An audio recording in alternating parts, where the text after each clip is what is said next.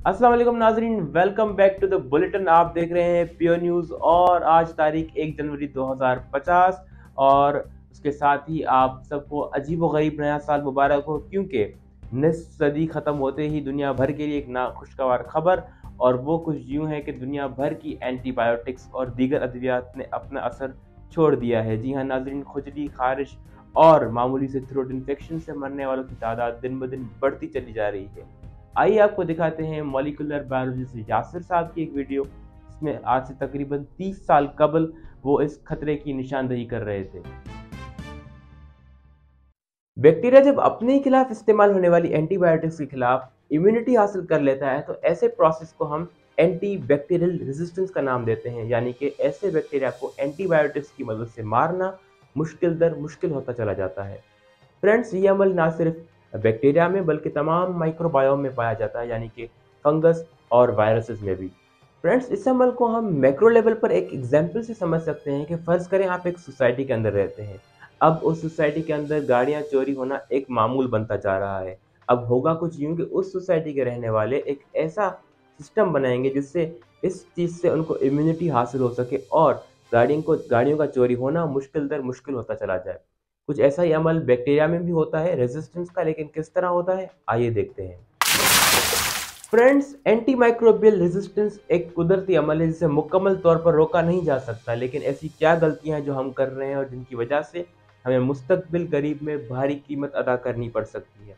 देखिए फ्रेंड्स, दोबारा वही एग्जांपल ले लेते हैं, गाड़ियों की चोरी होना और सोसाइटीज़।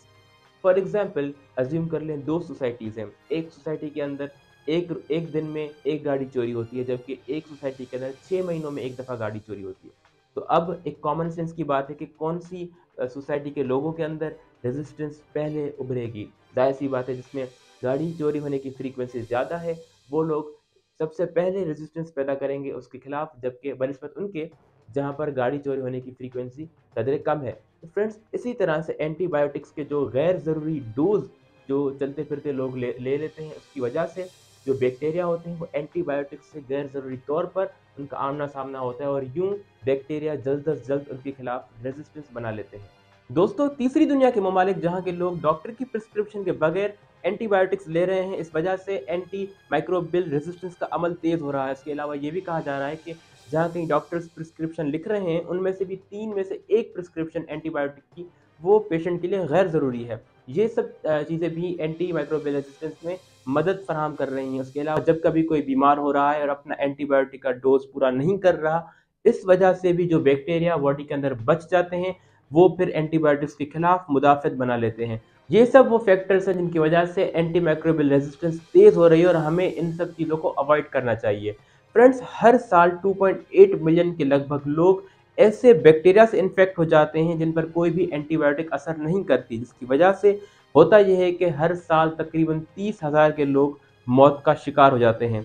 डब्ल्यूएचओ ने यह कहा है कि 2050 तक 350 मिलियन पीपल इसका शिकार हो जाएंगे, जिसमें से सिर्फ यूएसए के अंदर सालाना 1 करोड़ के लगभग अमवात मुमकिन हैं। फ्रेंड्स, ये अमल बैक्टीरिया की बका के लिए लाजमी है और वो जानदार जिनके पास ऐसे ट्रेट्स मौजूद हों जो उनको अपने एनवायरनमेंट से एडॉप्ट करने में मदद फराहम करें और उनकी बका के लिए फ़ायदेमंद हो, ऐसे ट्रेट्स वाले जानदार अपनी बका में कामयाब रहते हैं। और ये ट्रेट्स आते कहाँ से हैं? ये ट्रेट्स डीएनए के अंदर म्यूटेशंस की वजह से जानदारों में खुद ब खुद नुमायाँ हो जाते हैं और इस प्रोसेस को नेचुरल सिलेक्शन का नाम दिया गया है। फ्रेंड्स, नेचुरल सिलेक्शन की वजह से बैक्टीरिया इस काबिल हो जाते हैं कि वो एंटीबायोटिक्स के खिलाफ मुदाफ़त पैदा कर लेते हैं। फ्रेंड्स, सपोज़ करें कहीं पर 10 बैक्टीरिया मौजूद हैं जिन पर एंटीबायोटिक्स का हमला हो जाता है, जिसमें 8 बैक्टीरिया मारे जाते हैं। 2 इसलिए नहीं मारे जाते क्योंकि उनके पास एएमआर की ताकत मौजूद है। अब जब नेक्स्ट टाइम बैक्टीरिया रिप्रोड्यूस करेंगे, तो सिर्फ़ वही करेंगे जो कि एंटी बैक्टीरियल रेज़िस्टेंट होंगे। इसके नतीजे में होगा कुछ यूँ कि एंटी बैक्टीरियल रेज़िस्टेंट बैक्टीरिया की तादाद बढ़ती चली जाएगी और इस प्रोसेस को हम टर्म देते हैं सिलेक्टिव प्रेशर का। तो फ्रेंड्स, हमको इस वीडियो में ये सीखने को मिला कि हम छोटे-मोटे इन्फेक्शंस में एंटीबायोटिक्स को अवॉइड करें और एंटीबायोटिक्स जब भी लें डॉक्टर की प्रिस्क्रिप्शन से ही लें। उम्मीद है आपको ये वीडियो इन्फॉर्मेटिव लगी होगी, इसको ज़रूर शेयर कीजिएगा। फेसबुक पर साइंस टुडे को और यूट्यूब पर यासिर पंवर को ज़रूर सब्सक्राइब करें। Thank you so much. अल्लाह हाफ़िज़।